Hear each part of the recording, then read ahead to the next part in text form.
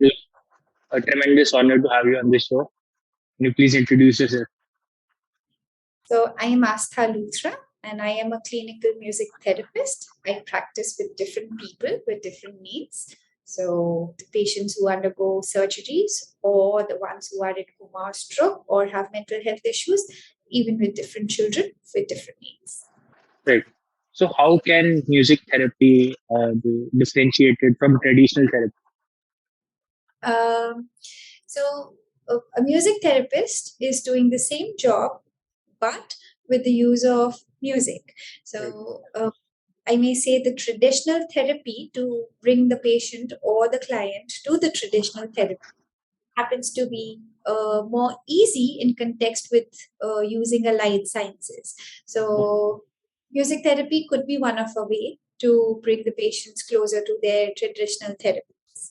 So that's how it is. Could music therapy be used as a means for patients who are unable to express themselves verbally? Uh, Verbally, or we don't need those verbal contexts. At times, Right. we use music for those things. Mm. So we might have a song which can help me to understand what you are feeling right now or what am I feeling right now. So that is the way a music therapist generally work on your emotions and your well-being. How can music therapy help those who have chronic ailments or have undergone surgery? uh, so it's a research based practice. Right. When we call it with the chronic illness or Mm. the people who are undergoing surgery, we help them to not only facilitate the emotional part of it, but also the physical aspects of it. So Mm. let's say somebody who is under uh, stroke or is in coma, the time they are taking to move their eyeballs from one direction to another, or in what state of comatose they are in. We particularly use those little skills and those little context to work upon their other areas as well. So what we do is we pull out information about how their background looks like. We pull out songs and the context of these people and help them to resonate with all these music and helps them to get better. Right. So, if the client plays a particular music note, so do you interpret the results as well? Mostly, I won't say that it is suggested, but yes, at times it is being taken care of and it's being looked upon because the ones who have speech in a higher note, we Mm. tend to target it that they want to shut down and close down other people's voices, and that's why they are using that sort of volumes and Right. the pitches. So these are all the ways. Just like if you get angry, you are louder than what you can be generally. So that's how we interpret a bit Right. and we use music skills for it. Okay, so like, how can a person decide whether they should choose traditional therapy, or is it like a supplement to traditional therapy or an alternative? So I may say that if you are scared or afraid to go a traditional therapy, Right. try using alternate therapy. Could be a music therapy, could be a dance and movement therapy, could be an art therapy. Try using the alternate one, and slowly you will develop an understanding that traditional therapy is also going to help you instead of taking you somewhere back. And me, or anyone can have a mental health issue at some point of time, Mm. and it's fine to take medications for that reason, Mm. such as person who are undergoing diabetes or I may say blood pressure takes their medication daily. You and me can have a good healthy music or a good healthy therapy sessions to keep ourselves well enough. Mm. So, what is the efficacy of music therapy? um, I should not state something over this, but yes, efficacy is all about how much you can indulge into it. And music is something which indulges everybody very quickly and very efficiently. So, somewhere or the other, you are related to music. So mm, once I had a patient who was in comatose, uh, never used to hear any sort of music and mm, only used to listen to news. So in the news also, there are mostly the music and the taglines which are used to start and stop their right, sessions. So that particular thing was also music. So we use that to start and stop our music sessions, and I mm, used to read them news instead of singing them songs. It helped us to build a relationship even at the time when he was under stroke. So mm. uh, mostly it's like developing up a relationship quickly and get the efficient results faster. So how do you determine whether a comatose person is improving or not? So their actions and reactions comes faster than what they were responding to Right. the first section to the last one. So we mostly decide upon how physically able they are, and then we make a sort of protocol for them that these many sessions and for this many hours or these many minutes, and within this, like let's say in a week, we are going to meet them thrice, and we are going to give them that many sessions or that many minutes and see how they are responding to it. So that's how it is decided Right. according to their needs. And this is where music therapy has an advantage over traditional therapy. Like you can, Yes. So, how traditional therapy? Let me just give you an example. So, if you go for a physiotherapy, a right, physiotherapist is going to ask you move your limb, move your hand, and your brain is because you have a difficulty moving right, your hand, your brain will stop doing that. Whereas if I give you a neck shaker in your hand and ask you to move the neck shaker and sing it over, let's say if that's a child, and I sing mm, Twinkle, Twinkle, Little Star, the child is going to move the hand faster and right, more easily instead of a physiotherapist telling them that do this. So what we do is we do quite a transdisciplinary work and interdisciplinary work where we acknowledge other therapists, ask them, take mm, their feedback, work upon the same things which we all as a team want the person to get better into, and slowly we get better results. So working in an interdisciplinary team is always better. right, right. Okay, so how the do you help in alleviating symptoms, or does music therapy focus on working on the core of the problem? uh, So that's absolutely according to the patient's availability. Right, So if you drop down again and again for your sessions, it results the result orientation is not that great. But yes, efficacy increases if you are coming regularly. And mm, so music therapy, why it's easy for us to pull out people because people get emotionally connected to it, and they have something to share as a music, and you can show up your skills as well. Sometimes you can just pick up a guitar, strum it out, whether you know how to sing or doesn't know how to sing, but you can still sing. So that's how the emotional connection happens to be better, and that's where the result orientation gets faster. right. Would you say that if a person individually listens to music on their own phone, it can also be therapeutic for them? uh, I may suggest that uh, if you are going to rate it on the percentage level, it is effective from 40 to 50%, but not 100%. Reason being, I giving you the best of music, but you listening in the headphones, which are not that Right. proper, won't result that nicely. Mm, So if I am wearing good headphones, I can listen to the things which I want to listen, and you right, are not able to get articulated to those baseline which I want you to go through, right, result that nicely.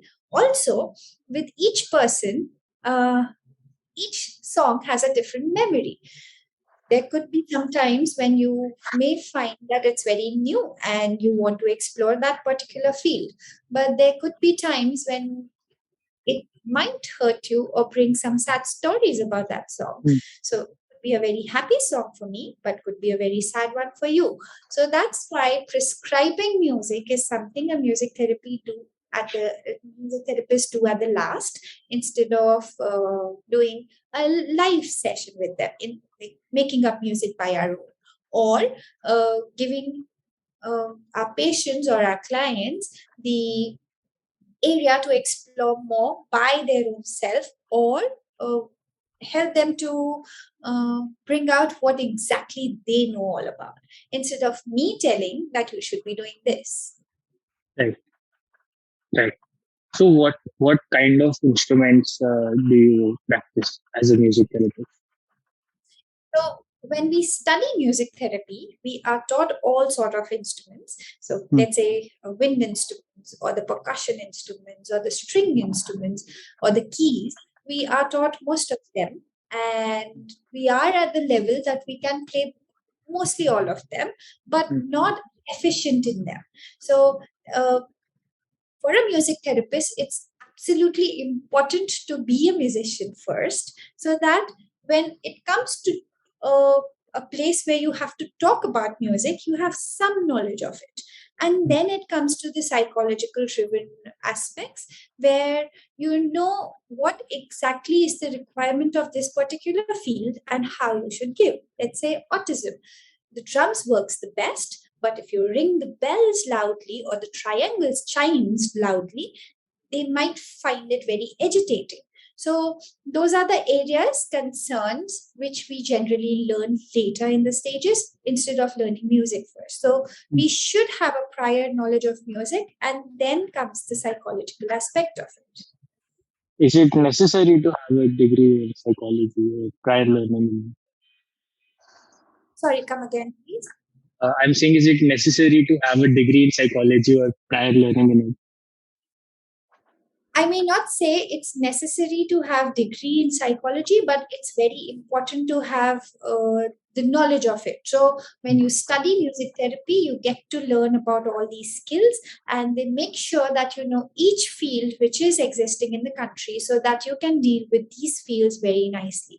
And then we have got a choice to pick up what area do we like the most, and where do we want to work the best. Mm. So, how do you determine what are the patient's needs exactly, and what kind of notes or tunes you have to play for them? Like someone is suffering from autism, how do you determine what is best treatment for them? First thing I want to tell you is that nothing is a suffering. It's about undergoing that process. Right. So we might find that the other person is suffering. The other person won't find that it's a suffering. They might Mm, need things to be done in another manner. So mm, they have got an issue which has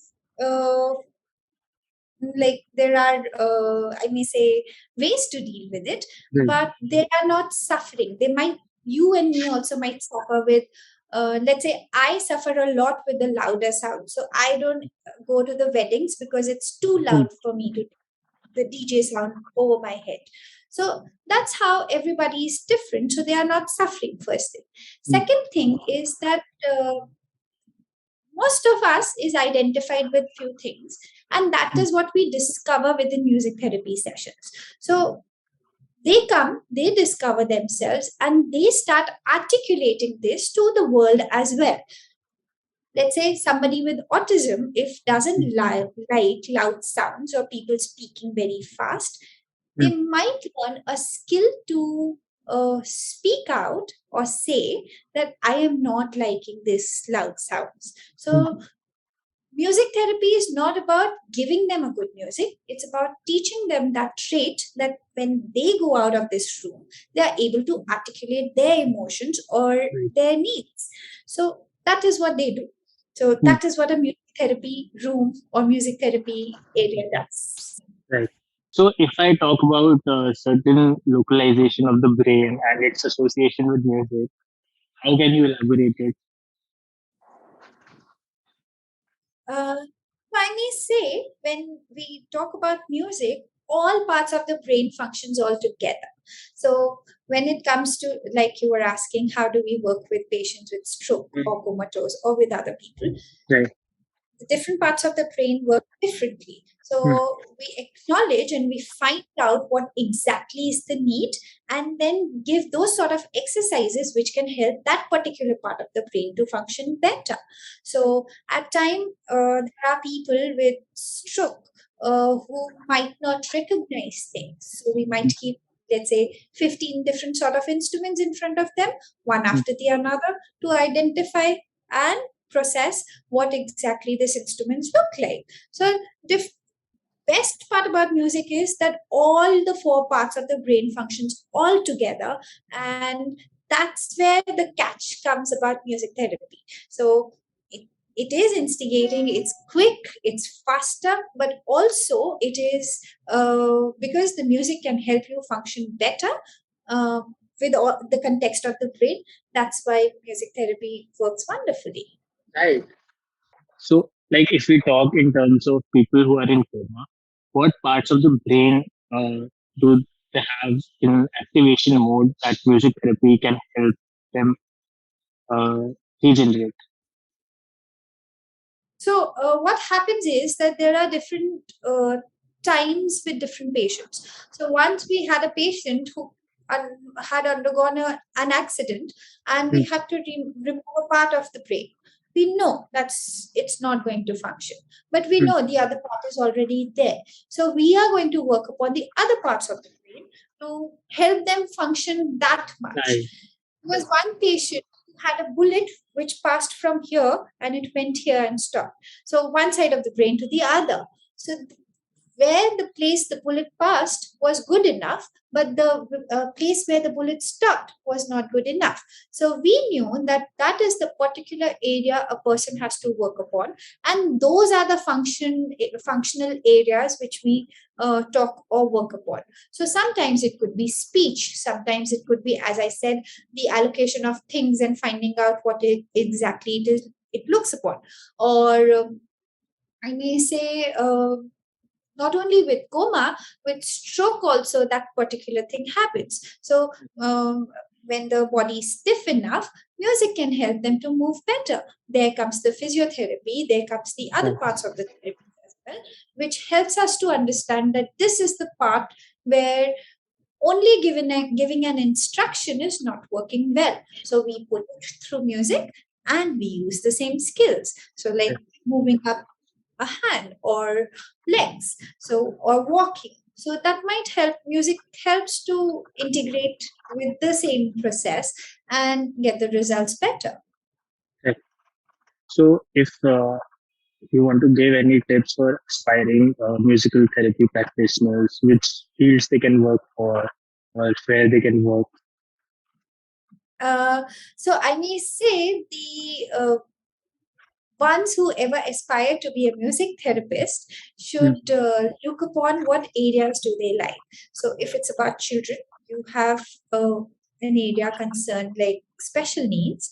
In special needs, there are very different areas such as ADHD, the autism, the different areas, even drug addicts. You may Yeah. find children who are drug addicts, and Mm. you have to work upon it. There are you there? Yeah, I'm there. Yeah. Am I not visible? So even with the, yeah, Yeah. yeah.